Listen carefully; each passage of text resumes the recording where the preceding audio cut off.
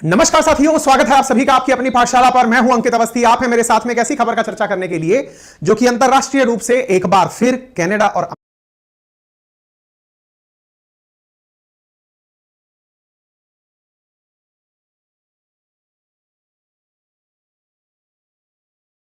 America को सोचने पर विवश करती है कि दुनिया में जहां आतंक का विरोध करने के लिए तुम लोग घुसे चले आते हो अपनी बातें रखने के लिए, और अपनी ही जगह एक ऐसे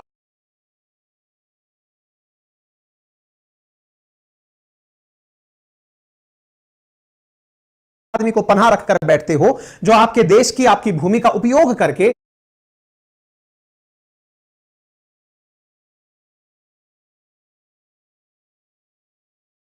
भारत को बैठकर धमकियां दे रहा है। यह व्यक्ति, जिसे कोई ना कोई अज्ञात व्यक्ति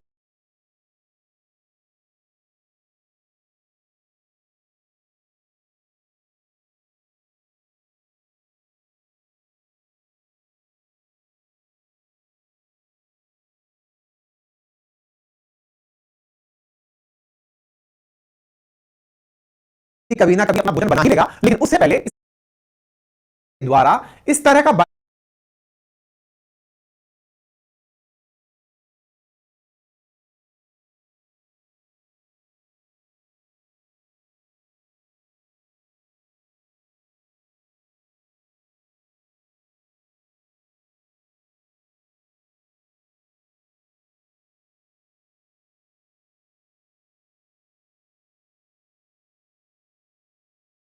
तुम्हारे दोहरे रवैये और दोहरे चरित्र को सबके सामने खोलकर रखता है। विशेष रूप से कनाडा वाले, जो कि रूल ऑफ लॉ और freedom of speech and expression की हिमायती कहते हैं अपने आप को, निज्जर की हत्या के बाद अपने आप को बहुत बड़ा वक्ता रूल ऑफ लॉ का बनाते हैं, अपनी ही भूमि से बैठकर, तुम्हारी अपने देश की भूमि से बैठकर एक सो कॉल्ड खालिस्तानी आतंकी पन्नू, जो कि अपने आप को पता नहीं कितना बड़ा मास्टरमाइंड समझता है और डरपोक इतना है कि खुलकर कहीं नहीं निकलता है, वो व्यक्ति आता है और कहता है कि दुनिया वालों, दुनिया में रहने वाले सिख, सबका सिखों का प्रतिनिधि बनने की कोशिश करता है ये वो सिख जो कि भारत की आन बान शान की हिफाजत के लिए ना जाने कितनी बार अपने प्राणों की आहुति दे चुके हैं, उनका ये अपने आप को हमदर्द और हिमायती मानते हुए कहता है कि तुम लोग एयर इंडिया की फ्लाइट मत लेना 19 तारीख को, अगर लिया तो कुछ गड़बड़ हो सकती है। भैया क्या है 19 तारीख? आइए आज बताते हैं 19 नवंबर को लेकर इसका क्या कहना है, आइए आपको बताते हैं। साथियों, इस व्यक्ति को तो पहचान ही रहे हैं आप, यही है वो व्यक्ति जिसने दुनिया भर के अंदर फुटेज खा रखी है। किस बात की फुटेज खा रखी है? इस बात की कि ये खालिस्तानियों का स्पोक पर्सन बना हुआ है। सिख फॉर जस्टिस नाम के एक आतंकी संगठन का ये अपने आप को सो कॉल्ड कानूनी एडवाइजर बताता है, प्रवक्ता बना हुआ है, और दुनिया भर में खालिस्तानियों के द्वारा जो भारत के विभाजन के बाद एक अलग देश बनाने का सपना है, उस सपने को जिंदा रखने के नाम पर दुनिया भर से टेरर फंडिंग लेता रहता है। निवास कहां करता है? इन भैया के पास जाकर बैठा रहता है, यानी कनाडा में बैठा रहता है। हाल ही में बौखलाया हुआ क्यों है? क्योंकि इसके एकदम राइट हैंड निज्जर को किसी अज्ञात व्यक्ति ने मार दिया, जिसके लिए यह नादान बालक जो है बाहर निकल के आए और कहने लगे कि भारतीय सुरक्षा एजेंसीज ने उसे मरवाया है। यह कहकर भारत और कनाडा के संबंधों में थोड़ी दरार आ गई। यह वो व्यक्ति है जो दुनिया भर में रह रहे भारतीयों को और विशेष रूप से हिंदुओं को धमकी देता है और कहता है कि जो लोग हिंदू हैं वो कनाडा छोड़ दें, अमेरिका वाले में रह रहे वाले भी हिंदू छोड़ दें, वहां से मतलब छोड़ करके निकल जाएं। और ये सब लोगों से क्या कहता है कि ये गुरपवन सिंह पन्नू जो है ये हिंदू गो टू इंडिया, ये कहकर के सब लोगों से वापस बाहर आने की कहता है। ये व्यक्ति गुरपवन सिंह पन्नू सब लोगों को सामने इसके कोई स्क्रिप्ट लगी है जिसे देख देख कर बतिया रहा है, और यहां पर ये जो बतिया रहा है, 19 नवंबर तो बाहर एयर इंडिया सफर नहीं करना, जानू खतरा हो सकता है, जानू खतरा हो सकता है। सिख पंथ वालों, 19 तारीख को दुनिया से बाहर मत निकलना, एयर इंडिया की फ्लाइट मत लेना। मतलब ये है इन सब का नेता। हमको तो ये समझ नहीं आ रहा कि जो हमारे देश के अंदर रहने वाले लोग हैं, हमारे देश के अंदर पंजाबी भाई बहन जो हैं, उनके अपने जो नेता हैं वो इसके चक्कर में अपने आप को कैसा समझ रहे होंगे। वो लोग निकल कर बाहर क्यों नहीं आते इसको बताने के लिए, भाई तू होता कौन है हमको ये सलाह देने वाला कि हम क्या करें और क्या ना करें। देश के अंदर अब जितने भी राजनेता हैं जो सिख मतावलंबी हैं, उन्हें आकर के इसको धमकाना चाहिए कि भाई तू तेरा काम संभाल, तू तेरी जो काम है ना, जिसकी वजह से तेरे को फंडिंग मिल रही है, टेरर फंडिंग मिल रही है, तेरा घर चला उससे, तेरा दर्द क्या है वो हमको समझ में आता है, ठीक है ना। तो इसकी जो बात है, जैसे ये बाहर आई और निकल करके साहब ये हेडलाइन बन गई सब जगह, तुरंत हेडलाइन बन गई, तो हेडलाइन के साथ हमने भी आपके सामने इसको साझा कर दिया अपने ट्विटर हैंडल पर। ऐसी जगह पर हम साझा इसलिए करते हैं कि आपकी राय जब आप कमेंट बॉक्स में रखें तो आपकी राय देश और दुनिया तक देखी जा सके, क्योंकि ट्विटर ऑल ओवर इंडिया नहीं, वर्ल्ड में भी प्रॉपर तरीके से वर्ल्ड वाइड फैला हुआ है, ठीक है साहब। इस बारे में डिटेल से चर्चा करेंगे, लेकिन उससे पहले कुछ जरूरी जानकारी जान की श्रृंखला शुरू की गई है, उन्हें प्रॉपर पढ़ाया है। आप जाइए, इनका हौसला करके बताएं कि आप आईपीएल प्रारंभ हो जाएगी बहुत ही नॉमिनल कीमत पर। दिवाली के अवसर पर हम आपके सामने निकल लिया। और पन्नू जो है वो फिलहाल अमेरिका के अंदर वकालत कर रहा है और अमेरिका के साथ साथ कनाडा का भी ये निवासी है। कनाडा और ब्रिटेन में अपने संगठन के जरिए भारत विरोधी प्रोपेगेंडा चलाता है, खालिस्तान की मांग के नाम पर वीडियो जारी करता है, पंजाब में अशांति फैलाने का प्रयास करता है। आपको याद होगा हाल ही में जब यह मुद्दा बहुत ज्यादा हाईलाइट हुआ था, इंडिया कनाडा विवाद जिस समय हाईलाइट हुआ था, तो भारत के द्वारा इन खालिस्तान समर्थकों की जो भारत में प्रॉपर्टी थी उन सबको सीज कर लिया गया था, जिसमें इस पन्नू की भी जो प्रॉपर्टीज थी उन्हें इंडिया के अंदर सीज कर दिया गया था, यानी कि सरकार ने अपने कब्जे में ले लिया था। जिससे बौखलाया हुआ पन्नू फिर बाहर निकलता है और कहता है कि कनाडा में रहने वाले जो भारतीय उच्चायोग के अंदर अधिकारी हैं वो वापस चले जाएं, अन्यथा जस्टिन ट्रूडो की जो बेइज्जती G20 में हुई थी मैं उसका बदला लूंगा।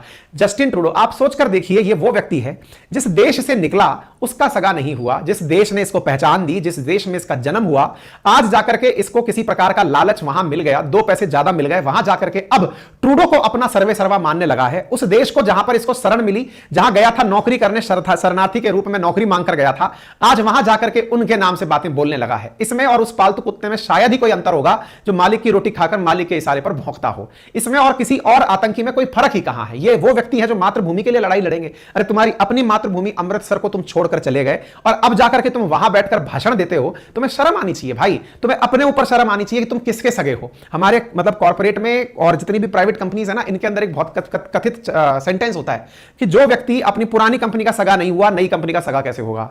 ऐसे ही कोई व्यक्ति आपके पास आकर कहता है कि साहब मैं पहले उनका बहुत करीबी था, अब लेकिन उनके साथ नहीं, मैं किसी और के साथ हूं, तो भाई तू पहले उनका सगा था भी नहीं। सगे लोग जाते थोड़ी हैं। और रही बात इसकी ना कि अगर तेरे को वाकई में कोई पहचान चाहिए थी ना, तो यहां आता ना यार, तेरे पास सब कुछ है, यहां पे आ इंडिया, यहां पर अपनी बात उठाना बढ़िया से, राजनीति में आ जा, राजनीति में आकर के अपनी बात उठा, बढ़िया से अपनी बातें रख। पर तेरे को चाहिए टेरर के नाम पर पैसा, पैसा कमाना है, 2 भाषण देने हैं, इसके बहाने तेरे को लोग पसंद कर लेंगे, टीआरपी मिल जाएगी और चलने लग जाएगा। ये आतंकियों का बस इतना ही गुरेज है, एक बंदूक की नोक पर सीधे साधे लोगों को डराना और धमकाना। क्योंकि हर आदमी अगर दुनिया में वेपन उठा लेगा तो फिर वो अफगानिस्तान में या तो तालिबान बन जाएगा या हिजबुल्लाह या हमास बन जाएगा। आतंकियों से देश नहीं चलते हैं, जनता से देश चलते हैं। तुमको लगता है कि दुनिया में बहुत सारे लोग इस समय सुस्त पड़े हैं तो तुम्हारा सिक्का चल रहा है, अरे फिर कोई अज्ञात व्यक्ति की हिल जाएगी और दुनिया में बहुत सारे अज्ञात घूम रहे हैं, तुम भी थोड़ा संभल के रहना गुरु, ठीक है ना। तो मुद्दा यह है कि तुम्हारे साथ जो तुम्हारी बयानबाजी है, इस बयान में देखो ना आप क्या मतलब दिखता है कि जस्टिन ट्रूडो को जो शर्मिंदगी हुई है हम उसका बदला लेंगे। क्या आदमी है भाई यार। जस्टिन ट्रूडो का तेरे को बदला दिखाई दे रहा है, तेरे को ये नहीं दिखाई दे रहा जहां से तू रहने वाला है, जिस मातृभूमि का तू रहने वाला है, तो उसके टुकड़े करने की बात करता है। क्या आदमी है यार तू। खैर, अब तुझको वहां पर मिल गई है भाई नागरिकता, तो कर तू उनकी हिमायत कर। अच्छा, अब इसकी रोटियां सिके कैसे। तो ऐसी स्थिति में ये क्या करता है, इंडिया के लोग जो भारत के बाहर रह रहे हैं, भारतीय जो लोग बाहर नौकरी कर रहे हैं, पढ़ रहे हैं, उनको धमका के इसकी नौकरियां चल रही हैं। निकल करके आता है और कहता है कि जो हिंदू इंडियंस हैं वो छोड़कर चले जाएं, कनाडा छोड़ दें। जैसे कनाडा तो इसने पूरा ले ही लिया, और ट्रूडो के लिए शायद ये अच्छा भी होगा कि वहां से इसका आतंक इसी प्रकार से बनता रहे। ट्रूडो को शायद समझ में तभी आएगा, जो व्यक्ति किसी का सगा नहीं हुआ ना, वो किसी का सगा हो भी नहीं सकता है, ठीक है ना। अब ये हाल ही में अपने एक बयान के कारण चर्चा में आया है, और क्या चर्चा की है इसने, ये कह रहा है don't travel by air India on November 19, 19 नवंबर के दिन एयर इंडिया से ट्रेवल मत करना। क्या है भाई साहब 19 नवंबर के दिन, जरा बताइए। तो भाई इसके अनुसार 19 नवंबर के दिन 2 बड़ी घटनाएं हैं। पहला वर्ल्ड कप का फाइनल मैच है अहमदाबाद के अंदर। अब ये वहां बैठा बैठा धमकी क्या दे रहा है, वर्ल्ड कप का फाइनल मैच है, उस दिन बहुत खास दिन है। दूसरा कारण जो इसका अपना निजी है वो क्या है, इंदिरा गांधी जी का जन्मदिन है उस दिन। अब इंदिरा गांधी जी के जन्मदिन की क्या कहानी है, थोड़ा सा वो भी सुन लीजिए साथियों। जिस प्रकार से ये व्यक्ति बाहर बैठ करके भौंक रहा है ना, इसके पीछे का बड़ा कारण है, भारत के विभाजन के प्रयास पहले भी हुए हैं। क्योंकि पाकिस्तान के जब टुकड़े 1971 में भारत द्वारा किए गए थे ना, तो उसका बदला लेने के लिए पाकिस्तान बहुत बौखलाया था। उसने सोचा कि कैसे भारत से पंजाब को अलग किया जाए। ऐसा करने के लिए उसने पंजाब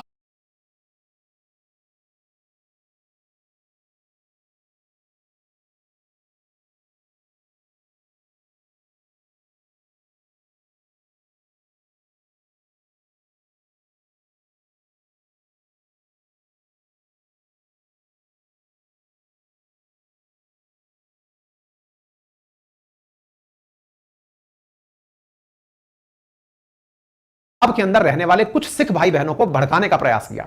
पंजाब के रहने वाले सिख भाई बहनों को जब पाकिस्तान ने भड़काने का प्रयास किया पैसे दे दे करके, तो उनसे कहा कि आप अपने लिए सेपरेट कंट्री मांगिए, जैसे मुसलमानों ने अपने लिए पाकिस्तान मांग लिया, आप लोग सिख हो, पंजाब में मेजॉरिटी हो, अपने लिए अलग देश मांगो, उसका नाम होगा खालसा का स्थान, खालिस्तान। धर्म के आधार पर नया देश मांगने की मांग इसने लोगों के बीच में उठाने का प्रयास किया। 1971 की बौखलाहट इतनी आई कि पाकिस्तान ने जबरदस्त क्रॉस बॉर्डर तरीके से पैसा भेजा, ड्रग्स भेजे और पंजाब के अंदर जैसे तैसे करके इन्फिल्ट्रेट करके लोगों का ब्रेन वॉश करने का प्रयास किया। उसी से प्रचार होकर के कुछ लोग निकल आए, कुछ लोग ऐसे निकल कर आए जिन्होंने पंजाब के अंदर उस एजेंडा को जो पाकिस्तान चाहता था चलाना शुरू कर दिया। उनमें से भिंडरेवाला एक था जो कि खालिस्तान नामक एक देश की मांग करने के लिए पंजाब के अंदर खालिस्तानी मूवमेंट चलाने लग गया, बिल्कुल वैसे ही जैसे कनाडा के अंदर आजकल ये कर रहा है कि हिंदू लोग यहां से चले जाओ। अब ये किसी दिन ऐसा ना हो कनाडा को ही ये खालिस्तान घोषित कर दें, क्योंकि कनाडा की सरकार तो रूल ऑफ लॉ का ढपली बजाना जानती है और ये लोग भी जानते हैं। खैर आगे क्या हुआ वो सुनिएगा। भिंडरेवाला की इस प्रकार की सेपरेटिस्ट एक्टिविटीज को देखते हुए इंदिरा गांधी जी ने सख्त कार्रवाई करने का निर्णय लिया, ऑपरेशन ब्लू स्टार चलाया। और ऐसे लोगों में इतना ही दम होता है जो धर्म के नाम पर अलग देश की मांग कर रहे थे, जब उनके ऊपर सैनिक कार्रवाई होने की या पुलिस कार्रवाई होने का समय आया, खुद जाकर के उस पावन भूमि में जाकर छिप गए। यानी ये वही लोग हैं जो अपनी जान की हिफाजत के लिए महिलाओं का, बच्चों का, मंदिरों का, मस्जिदों का, दरगाहों का या फिर गुरुद्वारों का शरण ले लेते हैं, क्योंकि इन्हें लगता है कि यहां आकर के सेंटिमेंट जनता के भड़क जाएंगे, क्योंकि अल्टीमेटली इन्हें जनता को ही भड़काना था। इंदिरा गांधी जी के द्वारा आतंक के पर्याय बन चुके इस भिंडरेवाला को मारने के लिए जो अल्टीमेटम दिया हुआ था, उस मारते समय ऑपरेशन ब्लू स्टार हुआ और अमृतसर के अंदर स्वर्ण मंदिर के अंदर भी शूट आउट हुआ। इस बात को लेकर सिख समुदाय नाराज हो गया कि हमारे पावन स्थान पर बंदूक कैसे ले गए, जूते चप्पल समेत कैसे चले गए। धर्म के नाम पर ही वो भड़काना चाहता था और अंत समय में वो भड़का भी दिया। खैर ऑपरेशन ब्लू स्टार के साथ साथ ही खालिस्तान की मांग करने वाले लोग भी खत्म हो गए। कुछ दिनों पहले मालूम होगा पंजाब के अंदर एक अमृतपाल नाम का व्यक्ति पैदा हुआ था, जो कि रूल ऑफ लॉ पंजाब से सीख कर आया था, कनाडा से सीख कर आया था और आकर के बहुत ज्यादा बयानबाजी देने लगा था कि बयान बात करो, फ्रीडम ऑफ एक्सप्रेशन की बात करो। आजकल पता नहीं कहां है, क्योंकि पता चला है कि सिक्योरिटी एजेंसीज ने उसको बढ़िया से यूएपीए लगाकर अच्छी सेवा पानी उसकी की जा रही है। यह जानकारी मार्केट मीडिया में है। तो भाई साहब उस समय जो हुआ भिंडरेवाला के साथ में, खालिस्तानी मूवमेंट दब गया, पाकिस्तान को अपने मुंह की खानी पड़ी। लेकिन फिर वही बात, पैसा है, ये मालिक से विपरीत बात भी कर सकता है, देश की भक्ति भी बिकी जाती है। तो भाई साहब हुआ ये कि पाकिस्तान ने फिर से, क्योंकि 1971 का जख्म उसे हर दिन याद आता था, जख्म याद आना बनता भी है भाई, क्यों ना याद आए। जब पाकिस्तान से पूर्वी पाकिस्तान अलग हो गया तो इसको यह चीज तो बहुत दुख देगी कि इनसे भी खालिस्तान अलग करें। पाकिस्तान ने अपनी हरकतें रोकी नहीं, इसने लोगों को भड़काना शुरू किया कि देखो स्वर्ण मंदिर के अंदर ऑपरेशन हो गया। तो इस आधार पर फिर से लोगों को अंडर करंट बनाकर के भड़काना शुरू किया। कुछ लोग यहीं से निकलकर कनाडा जाके बसना शुरू हो गए। इसी बीच में लोगों के मध्य में एक चर्चा आई और चर्चा यह ऑर्डर दिया था कि स्वर्ण मंदिर पर कार्रवाई हो, भिंडरेवाला पर कार्रवाई हो, खालिस्तानियों का अंत हो। तो इंदिरा गांधी जी जो ये मानकर चल रही थी कि सारा सिख समुदाय ऐसा नहीं है, खालिस्तान की मांग करने वाले कुछ चुनिंदा मुट्ठी भर लोग हैं जो बंदूक की नोक पर लोगों से गलत काम करवा रहे हैं, वो एकदम नॉर्मल रूटीन जी रही थी। लेकिन एक दिन इंदिरा गांधी जी को नहीं पता था कि उनके दो सिख बॉडीगार्ड बेअंत सिंह और सतवंत सिंह ये उनको शूट कर देंगे। अगर उनको ये मालूम भी होता, इसकी भनक भी होती कि सिख समुदाय इस बात से नाराज है, तो संभवतः वो इस सिक्योरिटी से भी बचती। लेकिन उन्होंने बिल्कुल नॉर्मल डे की तरह सुबह जगकर, क्योंकि इंदिरा गांधी जी के द्वारा ही पाकिस्तान के दो टुकड़े करवाए गए थे, ऐसी स्थिति में इंदिरा गांधी जी से ही बदला लेने के लिए पाकिस्तानियों ने खालिस्तानियों को भड़काने का प्रयास किया। उनके दो बॉडीगार्ड इंदिरा गांधी जी को मॉर्निंग में, जब इंदिरा गांधी जी सुबह 9:05 पर अपने घर से बाहर निकली, उनको उन्होंने गोलियों से भून दिया। अब यही इंदिरा गांधी जी थी जिनसे जो लोग अफेक्शनेट थे। देखिए ये बात सही है कि हर नेता की अपनी मास फॉलोइंग होती है, मास फॉलोइंग होती है और पाकिस्तान इस चीज में कामयाब हुआ, क्योंकि पहले धर्म के नाम पर दंगे करवाए थे पाकिस्तान ने। भारत और पाकिस्तान का विभाजन भी धर्म के नाम पर हुए दंगों की देन था। पाकिस्तान अपनी हर हरकत में कामयाब हो रहा था, क्योंकि इधर इंदिरा गांधी जी की हत्या हुई और हत्या दो सिख सिक्योरिटी गार्ड्स ने की। इससे इंदिरा गांधी जी को चाहने वाली जनता भड़क गई और भारत में हिंदू और सिख दंगे भड़क गए। हिंदू सिख दंगों में सरकारी अनुमान है कि 3000 से अधिक सिखों की हत्या हुई, क्योंकि हिंदू सिख दंगे भड़के। एक और मतलब मीडिया रिपोर्ट्स का कहना है कि लगभग 5000 से लेकर 17000 अलग-अलग नंबर्स हैं कि इतनी बड़ी संख्या में लोगों की उस समय हत्या हुई, क्योंकि दंगे चल रहे थे। इन दंगों से पीड़ित होकर के, सिख प्रोटेस्ट से पीड़ित होकर बहुत सारे लोग या तो देश छोड़ गए या फिर अपना उन्होंने जो कट्टरपंथ था वो छोड़ दिया। सब तरह से लोग होने लगे, कोई बात नहीं, ये मामला उन दौरान में लगभग दबसा ही गया। लेकिन जो लोग यहां से भागकर कनाडा गए, अब पाकिस्तान ने इस जगह की जगह कनाडा को चुना अंतरराष्ट्रीय मंच के रूप में और भागे हुए उन खालिस्तानी समर्थकों को कहा कि तुम लोग एयर इंडिया की फ्लाइट को उड़ा के गोला बना दो, बम लगाकर उड़ा दो और दुनिया को यह दिखा देना कि हमने सिख दंगों का बदला ले लिया है। और साथियों हुआ भी यही। एयर इंडिया की एक फ्लाइट को अगले ही वर्ष 1985 में, जिसका नाम कनिष्क था एयर इंडिया की फ्लाइट का, उस फ्लाइट के अंदर बम लगाकर उसे हवा में ही उड़ा दिया था। तो अब इस पूरी घटना को अगर आप सिलसिलेवार तरीके से समझ चुके हैं कि पाकिस्तान ने अपने फ्रस्ट्रेशन का बदला लेने के लिए भारत से धर्म के आधार पर एक और देश निकालने का प्रयास किया, लेकिन इंदिरा गांधी जी जैसी आयरन लेडी ने खालिस्तानी समर्थकों का उसी प्रकार दमन कर दिया जिस प्रकार से पाकिस्तानियों का दमन किया था। अब यह चीज पाकिस्तान जब बर्दाश्त नहीं कर पाया तो इंदिरा गांधी जी की हत्या हुई। इंदिरा गांधी जी की हत्या के चलते उनके विरोध में उनके समर्थकों द्वारा जो पाकिस्तान चाहता था हिंदू और सिखों को लड़ाने में, वो कामयाब हुआ। लेकिन फिर भी सूझबूझ से, आपसी सामंजस्य से चीजें शांत हुई और मेंटेन की गई। लेकिन अंत क्या निकला उसका? पाकिस्तान तो अपने मंसूबों में कामयाब नहीं हुआ, क्योंकि खुद ही और बुरी हालत में फंस गया। जब कुछ नहीं कर पाया पाकिस्तान, तो उसने पंजाब की कौम को ही बर्बाद करने के लिए बॉर्डर से, आज हालात ये हैं कि ड्रोन के माध्यम से हेरोइंस के पैकेट्स फेंक दिए जाते हैं, ड्रग्स फेंक दी जाती हैं और पंजाब के लोगों के अंदर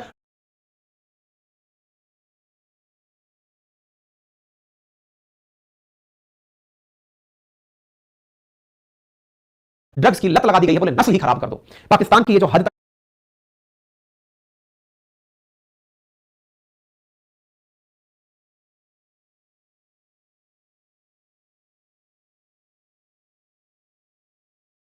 की कारस्तानी है, उनका एक पपेट है ये जो बोलता हुआ आपको कैमरे पर दिखाई पड़ता है, गुरपवन सिंह पन्नू।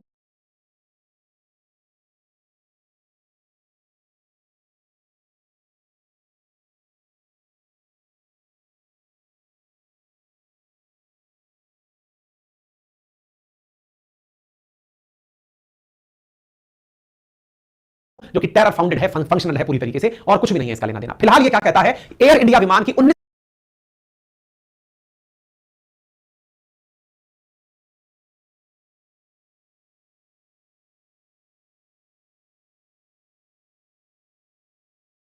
नवंबर की फ्लाइट को कोई भी सिख मत ले लेना, क्योंकि उसको हम उड़ाएंगे। पूरी दुनिया में इतनी सारी air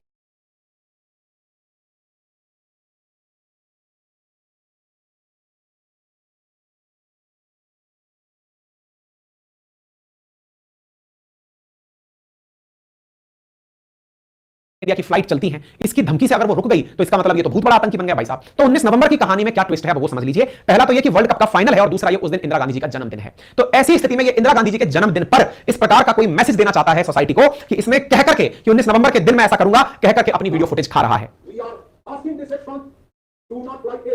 We are asking the Sikh Panth do not fly in Air India on 19th और 19th के बाद वैश्विक नाकेबंदी रहेगी। एयर इंडिया ही क्यों, अब तो वो टाटा के पास चला गया, सरकारी नहीं है, पर इसको इस बात का कोई पता थोड़ी है कि अब तो वो प्राइवेट संस्था बन चुकी है। तुमको एयर इंडिया समझ में आता है भाई, तो वो प्राइवेट हो चुकी है। लेकिन एयर इंडिया शायद इसलिए क्योंकि इसको ज्यादा दिमाग का जोर ना लगाना पड़े, पता चले कि एयर इंडिया के चलते इसके पास लोड बढ़ गया, एयर इंडिया के पास बहुत सारे तरह की फ्लाइट है, इसलिए इसने 19 नवंबर को धमकी के दिन के रूप में चुना है। वर्ल्ड कप का फिनाले और इंदिरा गांधी जी का जन्मदिन, इन दोनों तिथियों को ध्यान में रखते हुए इसने ये धमकी दी है। और क्या कहा है इसने, कहा कि जो इंदिरा गांधी जी के नाम से दिल्ली के अंदर इंटरनेशनल एयरपोर्ट है, उस एयरपोर्ट का नाम भी बदला जाना चाहिए, एयरपोर्ट को उस दिन बंद रखा जाना चाहिए, और इंदिरा गांधी जी को मारने वाले जो बेअंत सिंह थे और सतवंत सिंह थे, उनके नाम पर इस एयरपोर्ट का नाम होना चाहिए। भाई साहब डिमांड तो जबरदस्त है। सतवंत सिंह और बेअंत सिंह वही लोग हैं जिन्होंने इंदिरा गांधी जी को गोलियां मारी थी। तो इसका कहना है कि जिस प्रकार से इंदिरा गांधी जी को शॉट किया गया, शॉट डेड किया गया, बिल्कुल उसी तर्ज पर जैसे 31 अक्टूबर 1984 के दिन सुबह 9:05 पर गोली लगी थी, फिर पुलिस ने बेअंत सिंह और सतवंत सिंह दोनों को ही, मतलब बेअंत सिंह को गोली लगा के मार दिया था, सतवंत सिंह पर ट्रायल चला था, बाद में उसको फांसी दी गई थी। लेकिन बोले इस तरह से बोले इनके नाम पर इंदिरा गांधी एयरपोर्ट का नाम होना चाहिए। आपको याद होगा बेअंत सिंह और सतवंत सिंह ने इनकी हत्या ऑपरेशन ब्लू स्टार का बदला लेने के लिए निकाली थी, जिसके बारे में मैंने आपको पूरी कहानी सुना दी।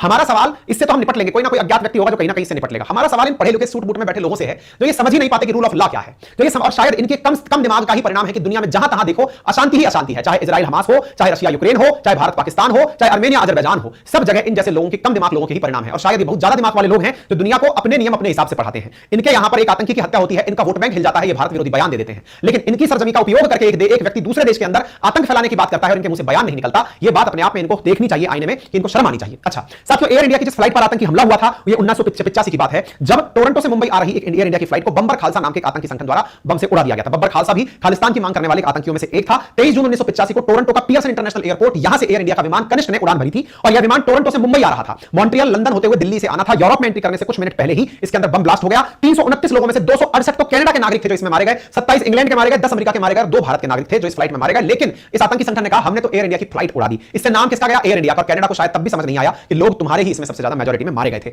अटलांटिक ओशन के अंदर यह जहाज डूब गया, जिसकी वजह से इसकी तस्वीरें उस जमाने की बहुत सारी निकल कर आई, धीरे धीरे इसके मलबे में प्राप्त हुए, मलबे भी समुद्र में तैरते हुए मिले। हालांकि सबकी सब लाशें वापस से बाहर नहीं निकली, कुछ ही लोग लगभग 150-200 के आसपास की लाशें थी जो बाहर वापस निकल पाई थी। ठीक है साहब, ये थे वो साहब तलविंदर सिंह परमार जिन्होंने इसकी जिम्मेदारी ली कि साहब हमने इस बम को चलाया है। कनिष्क हो गया। कनिष्क के बाद में अभी जो फिलहाल ये अपने द्वारा वापस से रिमाइंड कराने की बात कर रहा है, तो ये बिल्कुल उसी चीज का कि मैंने जैसे पहले एयर इंडिया की फ्लाइट को उड़ाया था वैसे ही एयर इंडिया की फ्लाइट को उड़ाना चाहता हूं। खालिस्तानी टेररिस्ट जो पन्नू है ये कह रहा है हमास जैसे अटैक किए जाएंगे इंडिया के ऊपर। बेटा तुम ना गलत आदमी के पीछे पड़ गए हो। असल में क्या है, इजराइल के साथ तो मुसीबत ये थी कि वहां लोग नहीं थे हमास जैसे हमलों से लड़ने के लिए। लेकिन भैया इंडिया की तो ट्रेनिंग ही हमास के भी जो मतलब कहते हैं ना पप्पा लोग जो बैठे थे इंडिया, जिनको यहां पर बिठा करके बंद किया हुआ है, उन्होंने पहले ही खूब कोशिशें कर ली। 1947 में जब कश्मीर पर कब्जा हुआ ना जी, 47-48 के मध्य में कश्मीर पर जो पीओके वाला कश्मीर है वो असल में हमास जैसे आतंकियों ने ही किया था। लेकिन उसके बाद से भारतीय सेना तुम जैसे लोगों से निपटना सीख गई है। एक बार आ तो सही, इंडिया आजा भाई, तेरा एक गुर्गा आया था पता नहीं कहां गायब हो गया है, अमृतपाल नाम था उसका, तू भी आ जा यार, तेरा वेट हो रहा है, बहुत तेजी से लोग इंतजार कर रहे हैं, एक बार गलती से लैंड तो कर जा, हवा में से निकल जा, इंतजार चल रहा है भाई तेरा है। तो भाई रूल ऑफ लॉ वाले, तुमको यहां पर जो उचित सम्मान मिला, तुम्हारे यहां रहने वाले लोगों को भी हम सम्मान देना चाहते हैं अगर वो भारत के खिलाफ कुछ भी जहर उगलते हैं। फिलहाल अमेरिका से भी यही सवाल है कि फ्रीडम ऑफ एक्सप्रेशन का मतलब क्या है जरा बता दो, क्योंकि एंटी इंडिया एलिमेंट्स को अगर तुम अपने देश में बिठा करके